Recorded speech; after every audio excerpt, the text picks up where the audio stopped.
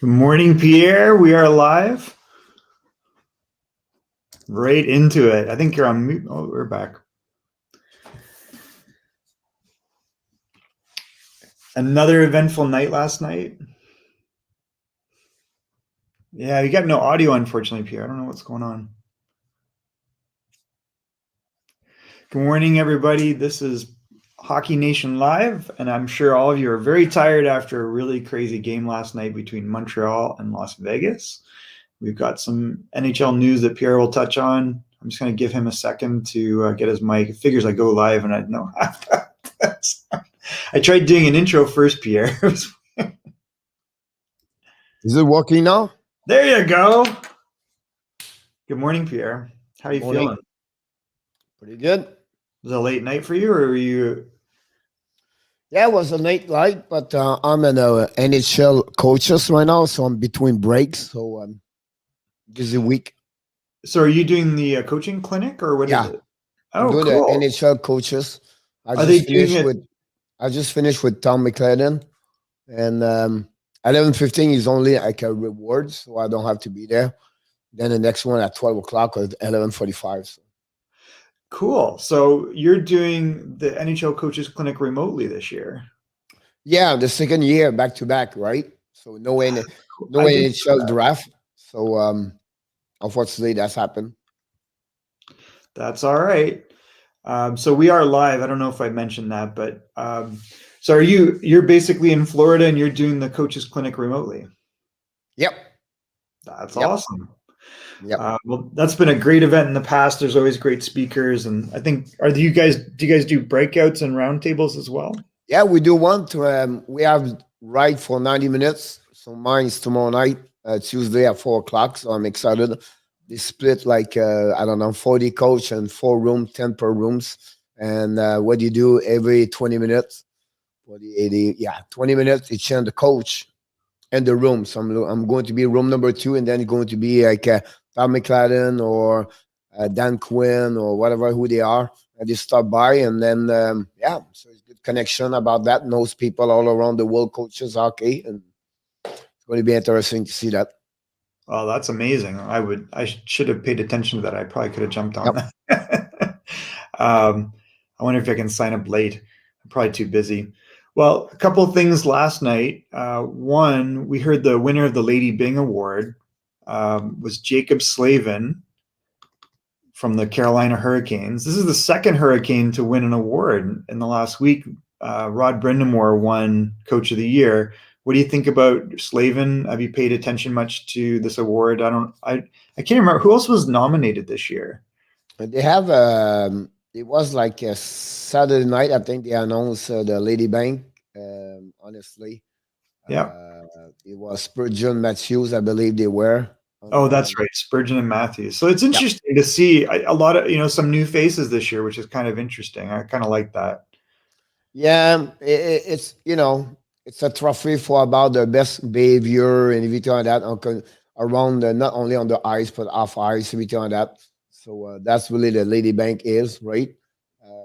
Was a long time ago. Was one of the earlier trophy, 1920 something. I don't know exactly when, but long time ago. It was Frank neighbor win the first to win a Lady Bank at the beginning of the trophy, and it was a bit similar like the trophy hard when the MVP, and then they build that one for the not only the one they have not many penalties, everything like that, but he's not recognized as a player like a lot of point. Like I think to give this to Matthews, I don't think so was the right way. They tried to give this trophy more for the players, combine scholarship, be nice and a good person and on ice, off ice. So I think a player like with 100 point, 40 goals should not get that kind of trophy on my.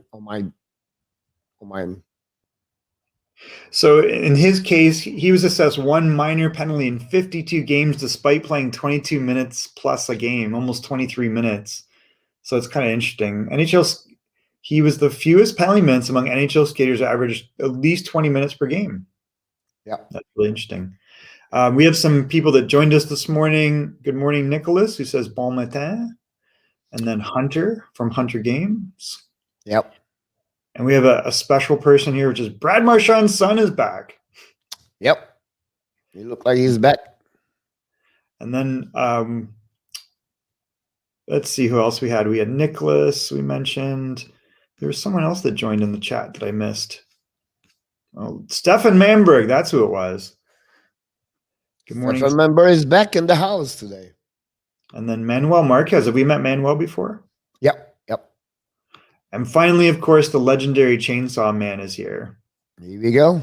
We have a few people inside the house for the Monday. Canadian John is in the money. He's also in. Sarah Myers, she's in too. And then we got Icy Monkeys. Icy Monkey is back this morning. And then good morning, Sarah. I missed your comment. I'm sorry. Good morning, everybody. All right. So last night, first of all, were you surprised that Robin Lehner got the start? Not really.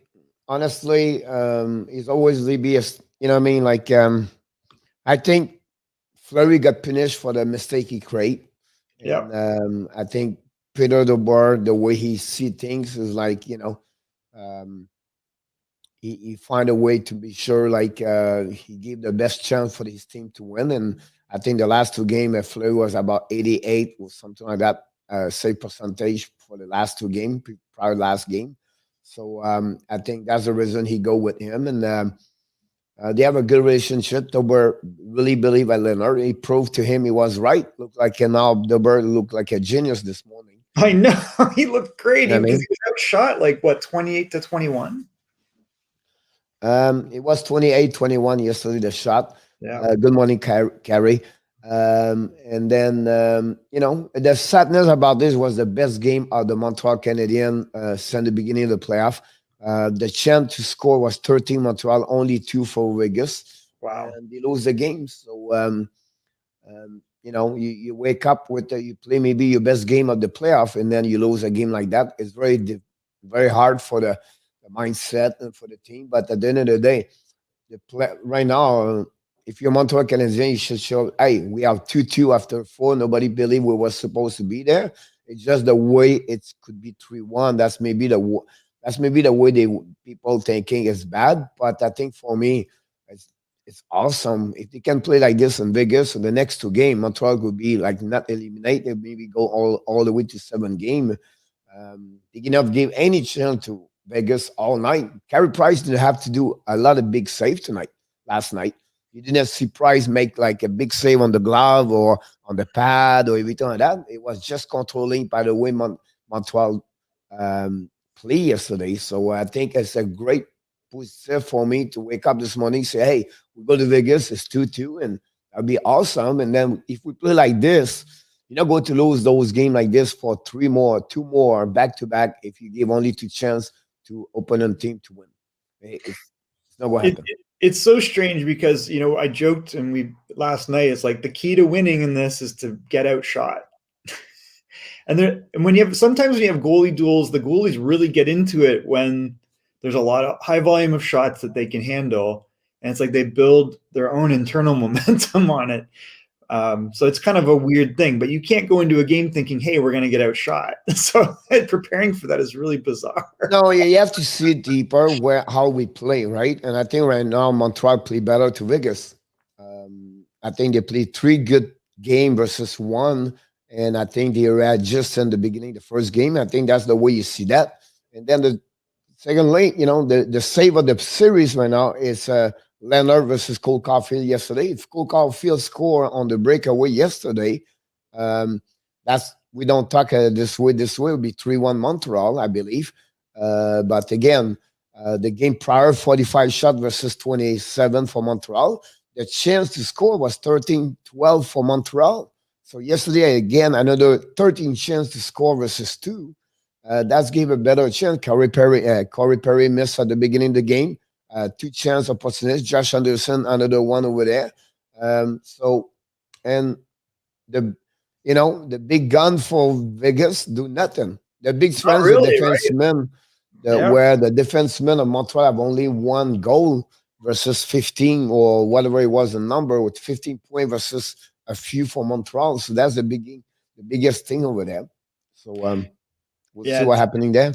You see McNabb, part of their strategy has been to add that extra guy in the offense so that there's like 4 guys attacking a little bit. And you see again, Brayden McNabb contributes, Theodore contributes. We've seen 2 great games from Pietrangelo prior to that, where he had 3 goals in 2 games. So that's, you're not seeing these other names like Mark Stone. I don't see Mark Stone contributing a lot. They are covered by Lekonen, Gallagher, and Dano does an amazing job against Pacioretty. On that, Pacioretty got 2 assists. So that's happening there. So the Blackbirds, the first line. Karlsson, Marchessault is very quiet. Karlsson have a point each game, but otherwise, like Marchessault, we have nothing there. Riley Smith is there. Nicolas Roy have 2 goals against Montreal. That's the one they get there. So the Montreal that's the point. Montreal does an amazing, great job. It's just like they cannot find a way to score also at the same time. So, Toffoli is nothing for the last 2 games, and they need him and they need offensive force. But I think the biggest problem in Montreal is more the transition for the players, for the forward, the defensemen get more in the game and to make more points. That would change honestly the game for Montreal. So Chainsaw Man says he thinks that the next game Fleury will start. Do you think that? Not at all. No chance. Absolutely no chance. I will bet you $1 versus $1,000. He may not get another start. What? He may not get another start. He will never, exactly, until Lehner fell apart. Yeah, I agree. People forget Lehner is a great goalie because he had that one blowout game, and I agree. Absolutely right. He was 14-3-2, 2.12. You have a great one last year in the playoff. Send the trade with Chicago. He's been a great goaltender. I have nothing to say that. That's the reason they gave him $5 million for 5 years. He should be a goaltender number 1. He's just Fleury, have an amazing, great rights in the beginning of the playoffs. So that's the reason he did not get that. And then, last night he make a big save, but I think the players need to give him a game because the game he lost 7-1, it was not his fault. No, it was completely a collapse for the players in the front of him. So Stefan is right about that when he mentioned that. He's a great goaltender. Of course he is. Rusty says, good morning, guys. The refs are trying to rig a Tampa-Vegas matchup.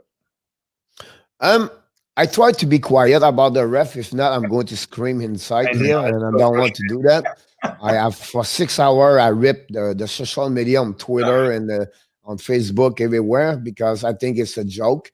It's completely a joke. It's not about I don't want to talk too much because I take for Montreal, and right now it's a game versus Montreal. But completely for all the beginning of the playoff, this is a joke, and Chris Lee is the reason why this is a joke. Dan Burke also, Oberk, whatever his last name.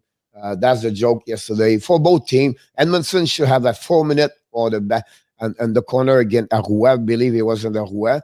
But then Weber got slapped in the back, and then he knocked the head of Nozek and then cross-checking. No call. So no call there. They gave them finally after they ripped the helmet of Nozek. Now he gave a 2-minute each. So that's a joke for that referee. And then, listen, it's 5-4 Montreal at the end of the second period. And then you have a jab straight on the face of Nick Suzuki where Chris, saw that. Chris Lee is right there, right? And you check, I looked the replay, and then someone put a replay on the under angle. Chris Lee, Michael, he does this. He does this. He put his arm, he's going up. Then he look this way. It's so crazy. So that's amazing because that's changed the game there, Michael. I don't say Montreal will score, but it's changed to score 5-3.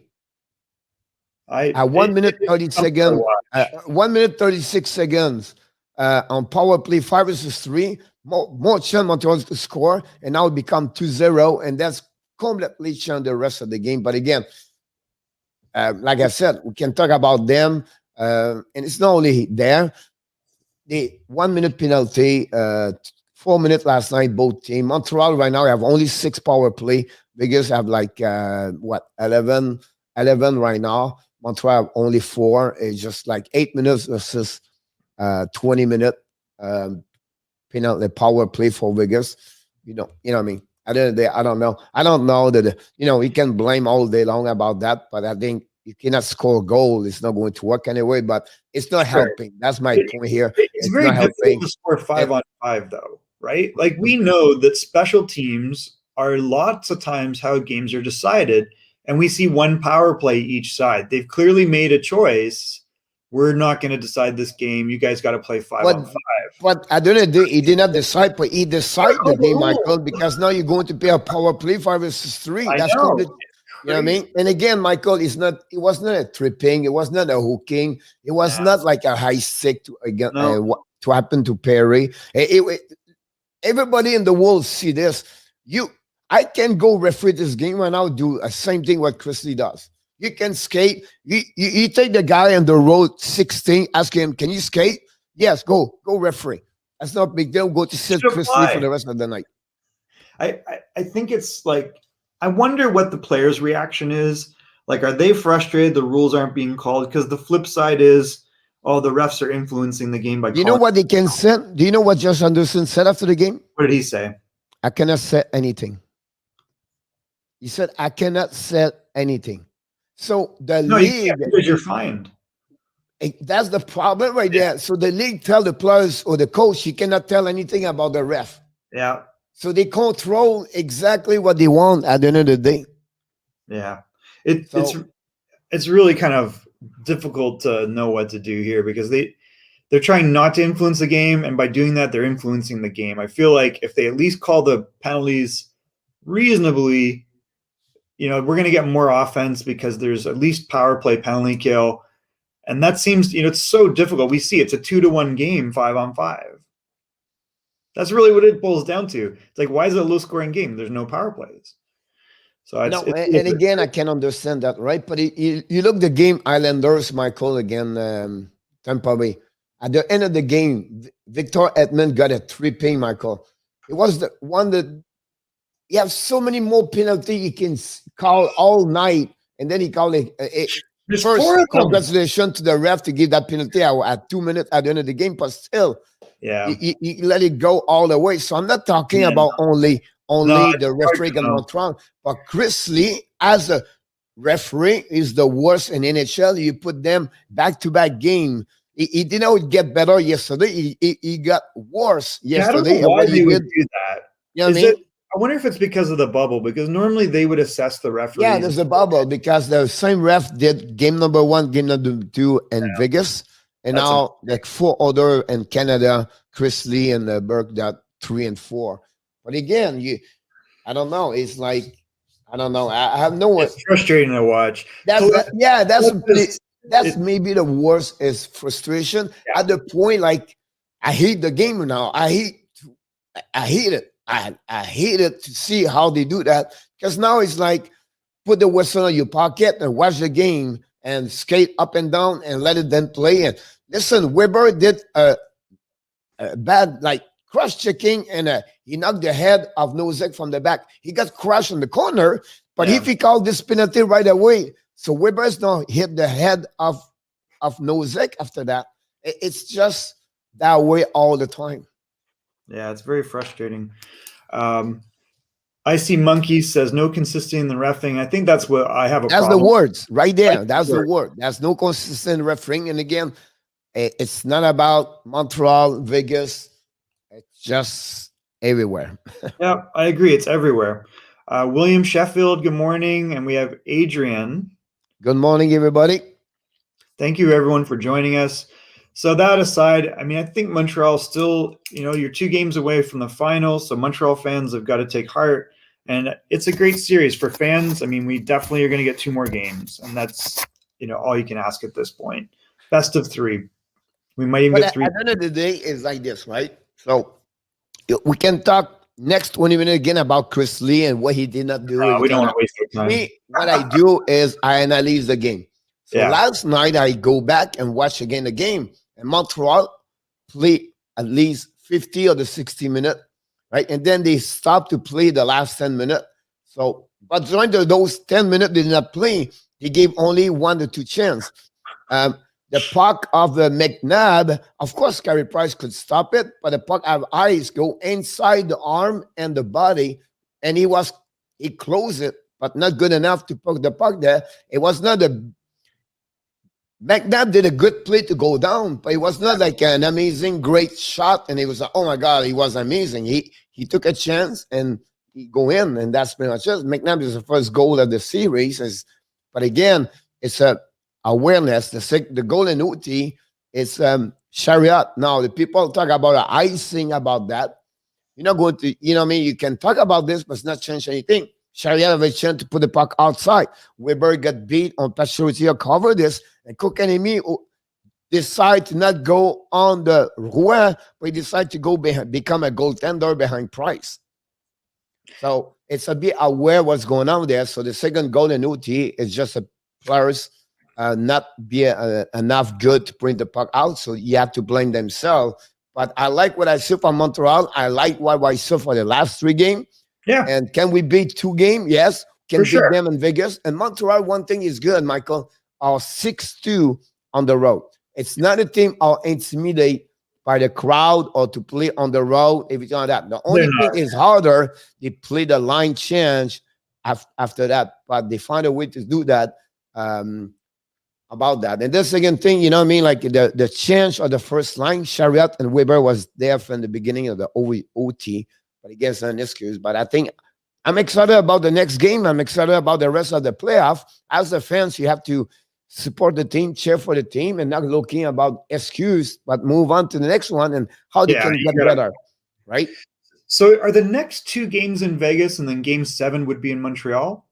No, it's Vegas, Montreal. We're going to go back and forth? Really? Wow. I'm really surprised given the border issues. Yeah. Last night was unbelievable in my mind. I mean, listen, I think we're getting all the emotions that you get and all the, drama, it's there. So it is what it is. I think we're just happy that we're still having playoff hockey and that we have a couple teams and we actually want to watch. Good morning, Oleg. Thanks for joining us. We're really excited to have you. So Pierre, the one thing that was talked about over the weekend, you mentioned, and I heard it again this morning on NHL radio on XM, was the big save at the end of the game, not by the goalie, but by Ryan Pulock in the Tampa Islanders game. Yeah. It's maybe it would become like remember, I don't know, you follow baseball a little bit, but do you remember one that the New York Yankees, the shortstop, Derek Jeter, they have a double in the right corner, and then the right fielder bring the ball all the way, and then Derek Jeter start for the shortstop, go all the way between the first base and the shot, the home plate, catch the ball, and then he sent the puck. Like, he had no reason to be there. Like, what the heck he was thinking to get there, but he make an amazing, great play where he become one of the best play in the World Series, right? I believe Pulock is going to be maybe one of the play you're going to remember in next 20 years and 30 years. They will always show up that play over there happening yesterday by Ryan Pulock, what he did. He saved completely the game without him. And the funny thing about that, we talk about Ryan Pulock, but we forgot always to mention Ryan McDonald. That was a great Michael play by Ryan McDonald. One of the best move in hockey with a speedorama and turn around like that. You know what I mean? Like, we don't mention McDonald. And that's what I was going to say too. But Pulock was amazing about this. He made when we talk about awareness, talk about to be aware what's going on, everything like that. And that's what Vegas don't do yet. That's why I gave you an example yesterday. Pacioretty and power play, Michael make an offside because he was not aware where he was on the ice. So that's just show you anything. But Pulock did amazing. By the way, I want to change the subject quickly, 30 seconds. We have a bad news this morning. The ex-Montreal Canadiens and assistant coach for the Minnesota Wild, Tom Curvis, passed away this morning after a long battle of the cancer happening in 2019. Tom Curvis was one of the great hockey players in NHL, but also a smart coach in hockey. And I just want to mention this. So he's 58 years old. I follow him when he would play for Montreal Canadiens, but he played for other teams like Toronto. It was one other thing. But Just want to mention that about that news over there. I know I have to I make something about this morning, but I want to share this. He was working with the Minnesota Wild. Um, Looked like an amazing, great person for what we heard about that. So. Yeah, so I'm trying to think. When he was traded to Toronto, was he not traded for a first round pick that became Scott Niedermayer? Something like that. I think it's a crazy story, but I think that's what. Let's take a look here. I'm just kind of curious. Show trades. He was traded. Yeah, that's the very sad passing. He played very briefly in Toronto, but he was traded here from the New Jersey Devils for a first-round pick that ended up becoming Scott Niedermayer. He himself was a very good offensive defenseman for a long time, though. We saw he had 66 points with New Jersey here. He always had points you can see throughout his career as a defenseman. Yeah, you have a good career. He did. And what was crazy was like he had 52 points in 70 games, but then the Maple Leafs kind of imploded here. And he gets traded to Vancouver. And look again, 27 points in 32 games. So this guy is another player with defenseman with more offensive side, right? A little bit like Brandon Rafalski, a little bit of prototype of player like him, not physical, not a guy go to just drop the glove, everything like that. I believe it was not like exactly. I was going to say he came for the college. I didn't see it until I turned my eyes there, but so it's pretty good about this. You have a lot of people on the chat. Julius, it doesn't matter how well you play, a last game momentum to the other side. Yes, of course, a little bit, but again, the game number 3, it was the momentum for Montreal. Now they did not take advantage of that. Now the momentum back to Vegas. Now they have advantage eyes. They're going to be home. Now they go back because 24 hours ago, everybody thinking Montreal going to be, but when they saw Lehner in the net, everybody was thinking. And then I saw the beginning of live stream yesterday, and I I was agree with him. It's not going to be easy against Lehner. Don't think it because it's Lehner. Because Fleury is shaky. Michael send the playoff against Colorado. It's not what he make. Of course, he makes save. Of course, he do that, right? But what I'm really, really, really excited, or what I see is 2 things. Carey Price still Carey Price right now. One, maybe the top best goaltender right now. He did not give any bad goal. Every time that. The second thing I would say to you, the Montreal they play right now, they play to can play against Vegas. So we're not in the bad situation over there. So I'm encouraged about that one over there. But I can understand Julius' point about that. Yep. Oleg says, my prediction for Tampa winning in 5 games did not come true. No, it didn't. We're going to get 2 more games, at least 6. So Rusty Spooner says, the save by Pulock was historic. I wish Barry would start Sorokin and play Wahlstrom, for the love of God. But I think Varlamov has played very well the last Varlamov had nothing to go against him. He did not do like because of him. Again, like Rusty is like, it's the same way, right, Michael? It's 2-2 in this area. It's not over yet. And you cannot blame Varlamov for where they are right now. It's just not the way. And Wahlstrom, it's not because he's punishing him, his injury. So he's getting closer and closer to be ready. We're not going to surprise see him tonight or then the game number 6. It was close game decision, game number 4. So expect him to be very close. Well, no, it won't come true, Julius, because it'll be 3-2 at that point. So they'll have to win game 6 in order to beat them in the series, I think was Ryan's or Oleg's point. All right, so the game tonight, we have a late start, or is it 8 o'clock? Oh, it's 8 o'clock Eastern. I think Brock Nelson has probably been, for me, the best Islander overall. I don't know what you feel. I'll be honest with you, yes and no, because I don't see one player dominate the Tampa so far. What really dominate right now the Islanders to be there? It's simple.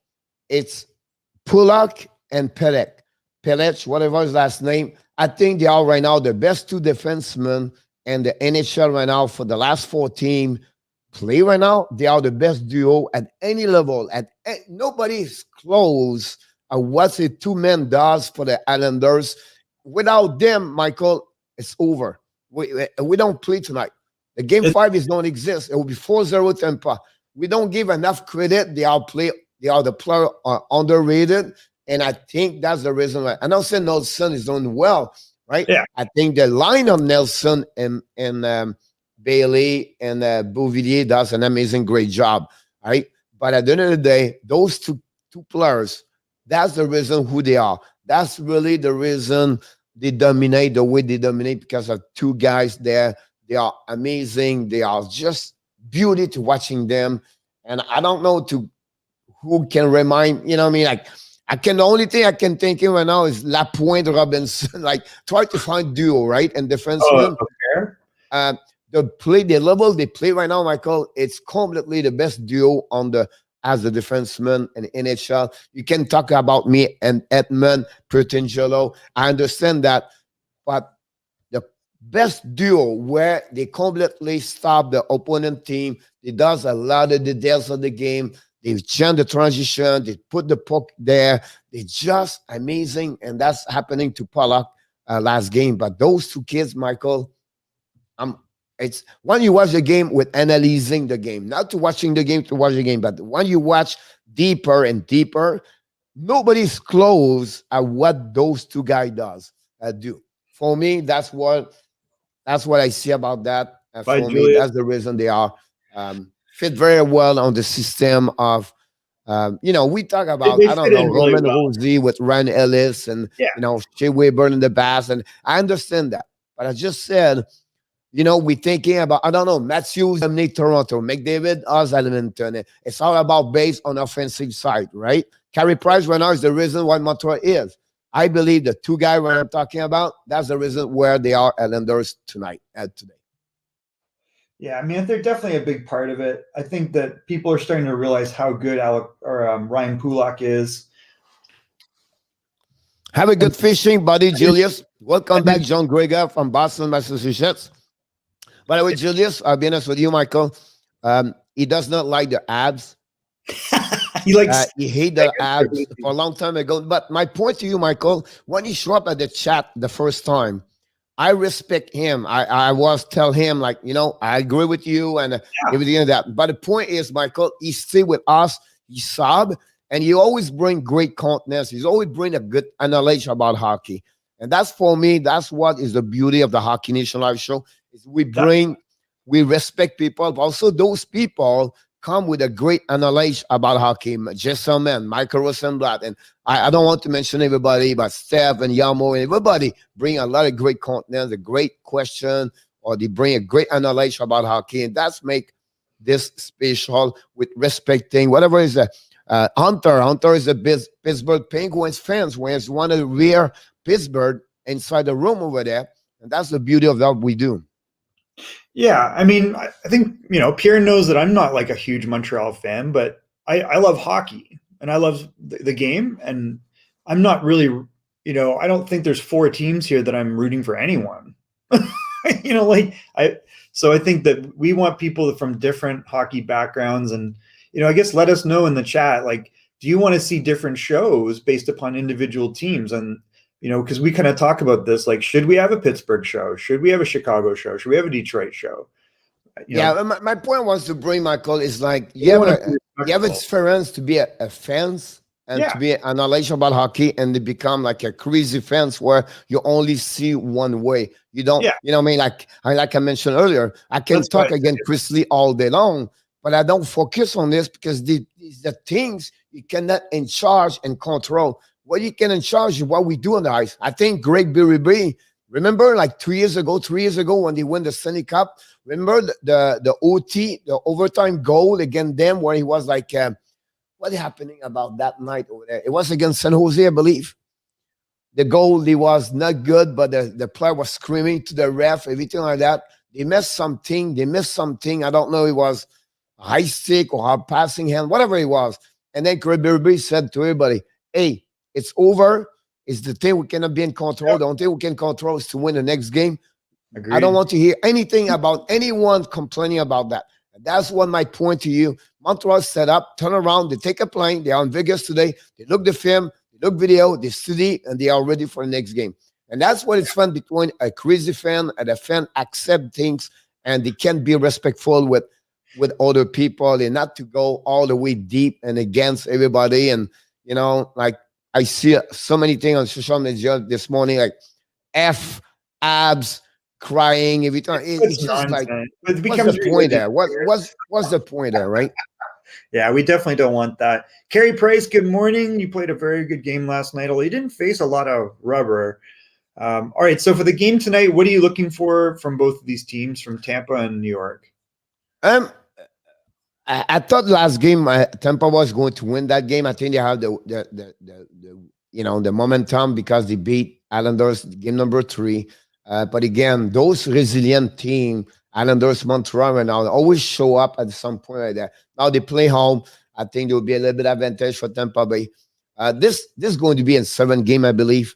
On my point, I think Tampa Bay is going to win tonight, maybe a 4-2 or 4-3, something like that. But again, never bet against Islanders. Honestly, they always find a way. But I'm a little bit concerned about like how they can handle the Tampa Bay with that kind of offensive they have. How long they will take, right? And when you see this, more longer is the series, it's easier for the offensive to find a way to score, I believe. So for me, it's like Tampa tonight. I think Islanders going to win at home, and they come back game number 7. About that one over there. But we're going to be live tonight. Live stream starts 7:45. We're going to go through this game for sure, and it'll be interesting. Michael, we got 8,500 viewers last night. That was amazing, Pierre. Congratulations. That's incredible. We have 230 people participate to the show last night. Love it. We are now 600, over 650, 660, I believe, something like that. It was a great show last night. Great things, Of course, you want the Montreal win, but at the end of the day, it was great to see all those kind of people show up left and right, all around the country. Peru yesterday, Siberia, Vasileva was back from Siberia. We have, it was great yesterday. Yeah, what an amazing accomplishment to come so far. I think the nighttime and broadcasting with the games is really a big part of it. Do people still enjoy the morning show? I think that's important to understand. I know it's probably a little bit smaller, but yeah. Well, I think I think it was good to see that. I think it's good to see. It's balanced the day, right? So that's the beauty of that part over there. For to the show in the morning, we review, we preview, and we talk about all the news around the league. It's going to be it's called a dead time after the UFA at the end of July, but we have so much in front of us right now. The Stanley Cup start next week, and then after that, right away we jump on the expansion draft. Expansion draft is going to be very quick after that. Then we jump on the draft NHL. And then after that, we jump with UFA, and then finally we're going to have August right away. But August, I'm coming with some things called Fantasy Hockey National Show. We're going to do a lot of fantasy stuff, everything like that. So try to get some sponsorship with people. So I'm talking with something. But again, it's going to be very interesting to see the next step in August, so for sure. Oilers 431 is back in the house. Oilers back and forth sometime, but welcome aboard. Love your logo at Edmonton Oilers. Always great to have people, other team in the house. So thanks.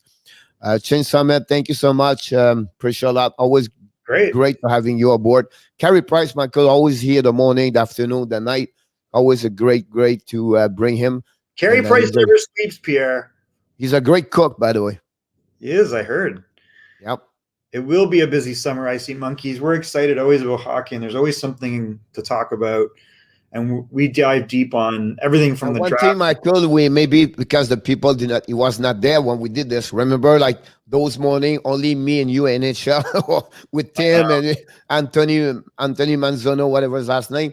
But we did, Michael, the 31 days for 31 team and 31 days. Yep. Remember those? So going to repeat again this start at the beginning of August. 32 now, 32 team and 32 days. We're going to go through that. It was a great show about that. And I think people are going to enjoy this more and more. So I mentioned this stat. Tampa Bay are 4-0 in the playoffs after winning a game after they've had a loss. And they're 11-0, I heard, in the regular season. Yep. They don't lose a lot of back-to-back. They have the stretch of losing a lot of game. April, I believe. Or it Crazy. could be in March when they lose like they was 4-6 the last 10 Right. game example. They have a stretch where they lose Carolina, then they lose again Dallas, but otherwise they have a great year. Yeah, it's absolutely crazy. All right, so I think we're going to be looking for Brayden Point has been for me just a machine again in the playoffs. How does this guy continue to be so productive? 12 goals in 15 games, Pierre. It's really impressive. You know, we talk about Kucherov have an amazing, great run this year, 23 point, 24 now. But I think that point, if you ever give an MVP right now, I have to give to Brayden Point because the 12 goal he does, Michael, they are important goal. It could be a tie goal. It could be a winning goal. The goal he does make a difference for the game, the momentum of the game, everything like that. So me today, they gave to Connie Smythe is go to Brayden Point.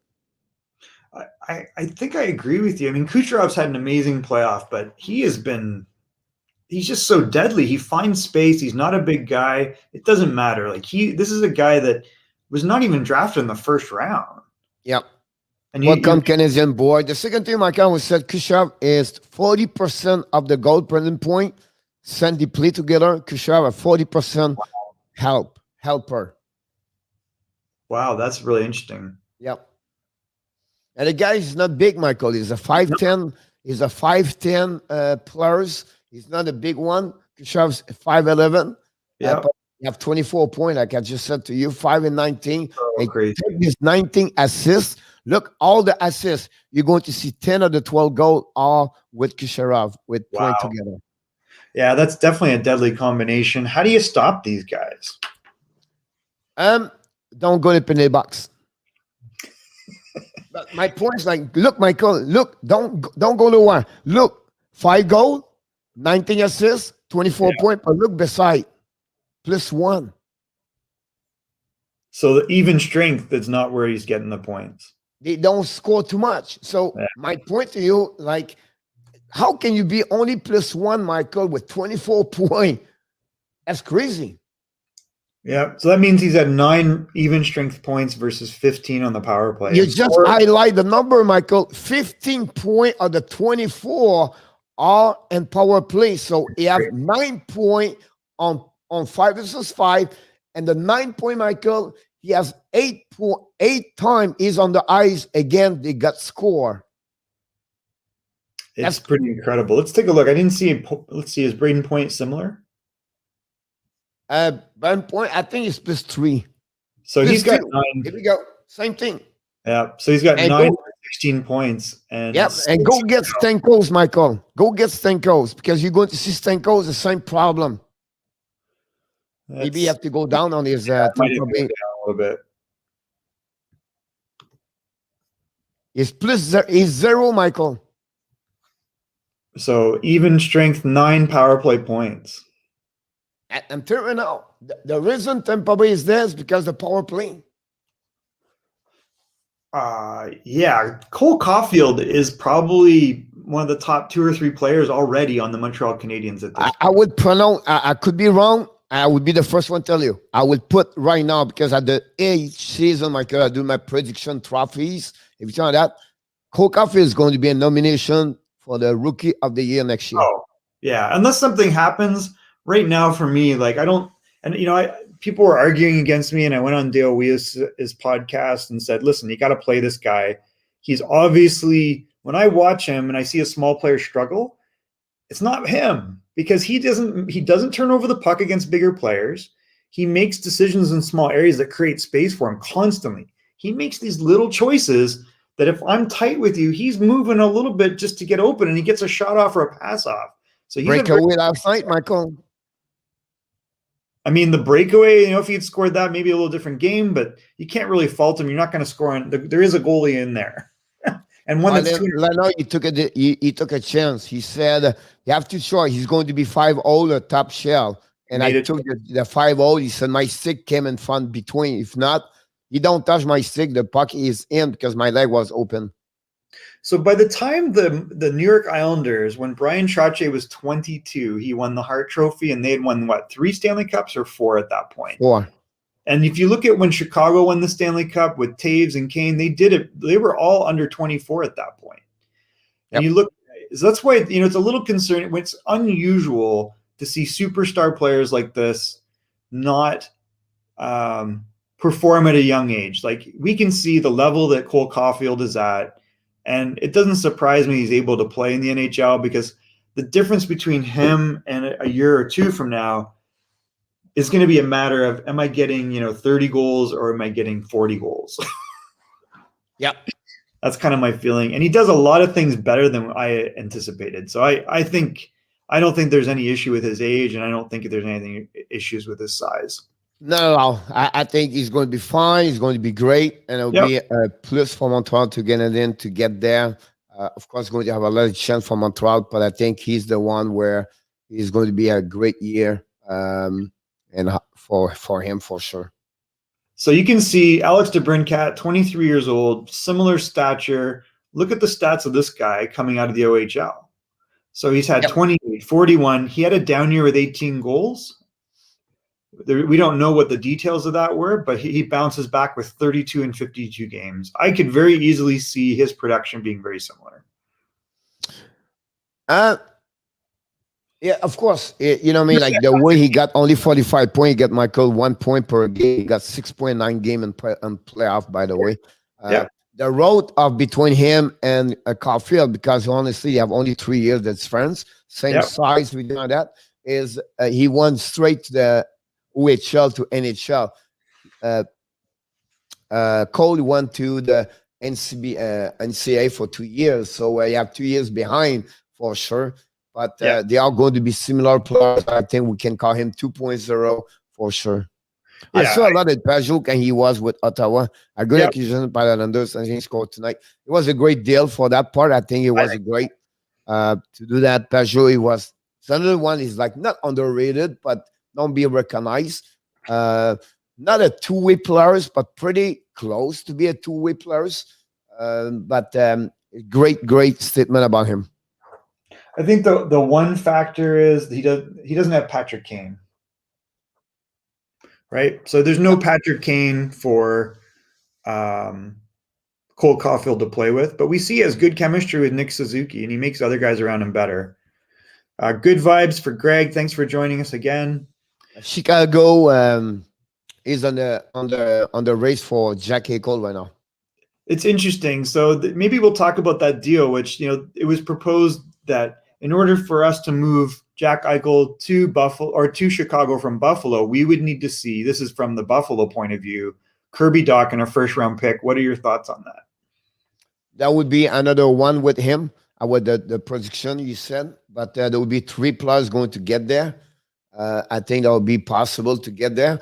I believe, for what I heard from Elliot Friedman, it's done for Jonathan Toews is over his career. I think he's done, yeah. So, so the money you gave to Jack Eichel, you have a good point. I don't know who he's talking this weekend, but do you consider Michael top best 10 players, Jack Eichel? He's absolutely got the talent. So he's got the size and he's got the ability. I think the X factor is whatever is going on in his personality that's a little off. And I don't, it doesn't stop him from getting 80 points, Pierre. And if he's surrounded by, a Kane, if he can't succeed with Patrick Kane and some of those other talented players or DeBrincat, then you got a real problem. And you just gave up a guy that's not a problem, similar size, similar skill set, but maybe not, as much of a high end as Eichel. Just very little bit off. And then if you're talking about a Chaz Lucius or a Cole Sillinger you're giving up at 11 or 12, because it's really 11 because you don't have Arizona. In a couple of years, that deal, no matter what, you're getting Jack Eichel. Here, what I see this, Michael, I study a lot because I want to make a video about that one over there, about Jack Eichel, where he's going. But I believe it's going to be a trade for 3 teams together. It's not going to be a 1-1. It's going to be 3 teams. Money have to be somewhere. Maybe. So the money will be holding or something. The money go to $2 million there, $3 million there. It's still $10 million until 2026. But my surprise about Jack Eichel, Michael, you have only 355 points, 374 games. He's had a lot of injuries, Pierre. Yeah. So that's the two things about that. So now you mentioned about that. So he's not still a point per game. The second thing, yeah, 3 seasons, he did not play a lot of game. 61, 67, and 21 this year. That's 3 seasons right now. It's over. Now we can qualify 18, 19, and 20 20 and 19, 20. A great season for him. My concern, Michael, is this part. Injury right there. I think that to go trade, you have to go on the like you have to do some tests to be approved that he have no problem, whatever it is, for sure. You have to get there. The second thing is to have a lot of money on the table until 2026. The beauty of this, Michael, he's only 24. He is, but you've got to think like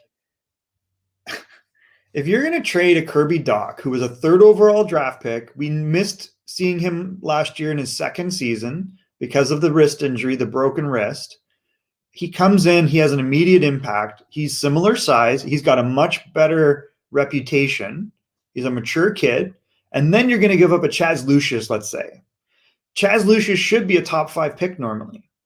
Like, that's a super talented player. If I'm Chicago, I ride it out. And I'm like, I can't give these assets up. Now, that being said, you look at the Chicago lineup, there's nobody like Eichel in that system at the moment. And you do have a little bit of risk that maybe Kirby Dach caps out at 50, 60 points in a career. But if you look at his size and the moves he makes, the decisions he makes with the puck, you've got to be able to project and say, listen, let's just be a little bit calm here. Like, why are we taking on all the risk of a Jack Eichel? Well, I think they can, if they trade him for 2, what do you talk about? Pick number 12 and also Kirby Dach, I will do it. I don't see Kirby Dach to become a top 15, 20 player in NHL. And that's what I'm trying to project, because I think worst case, you think this guy's a 50, 60 point guy. Yep. He's big. He's a reliable 200-foot player. Now, you do watch him and you go, wow, he makes some very, very high skill plays. I don't say he's bad. I don't say he's I agree. I'm not saying that. But Chaz Lucius, if I take him, normally, Pierre, that's a guy that could be a 25 goal scorer in a couple years, maybe 30. He has one of the best shots in the draft. He's a very good playmaker. He started the year with a knee injury, and I've watched him a lot. Like, I watched him at Gentry Academy. Very, very high skilled player. But again, if you go that now, Michael, if you think that I don't trade because we're going to wait for Chaz and Cody that, no, you're losing the many years of Patrick Kane. Still have maybe 3 more years to perform and to bring a chance to Chicago become a better team a little bit longer with Patrick Kane. Absolutely. So I totally agree with what you're saying, Pierre. And that's the risk, right? So it's a bit of a trade-off. You're like, can I wait for 2 or 3 years for Lucius and Dach to mature, or am I going to take a run at it? But is this team really in a place to make a run at anything? But Michael, if I was Chicago, I would not trade my 1st-round pick. I would give Sutter my 2nd-round pick, and with Cody Dach, I would keep my 1st-round pick to pick up a guy like Chaz or Seliger, whatever it is. Yeah. So because I don't expect me Sutter to become a 25 scorer. I think he's questionable of what he does long term. Yeah.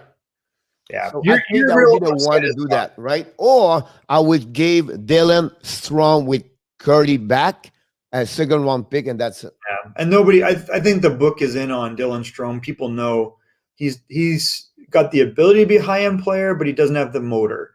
And this was always my argument when he was in junior and when he was with Team Canada. I'm like, I get it. He's a big guy. He's got good hands. But he just disappears for long stretches, and there's not consistency there. And I don't think his work ethic off the ice is, from what I hear. For sure, Michael, Chicago move. Bowman always been an active, proactive GM. I believe he will maybe look for Seth Jones at some point, for sure. So, Chainsaw I have a question for NC compared to Quebec Junior. I don't think so. I don't think so. The reason I would say, Michael, when I said this right away, is the ages. That's what I was going to say. I mean, listen, I'm biased. I'm in the Canadian Hockey League, right? So I see we are the best league in the world for 16 to 20 years old Chainsaw Man.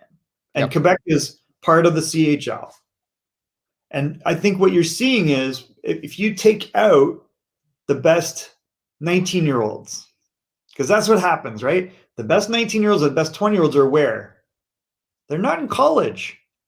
They're in the NHL or the AHL. It's a great question, by the way, right? Because a lot of people here don't maybe see this way. So I think it's a great question. By the way, a Canadian boy, I apologize, we did not say hi to you.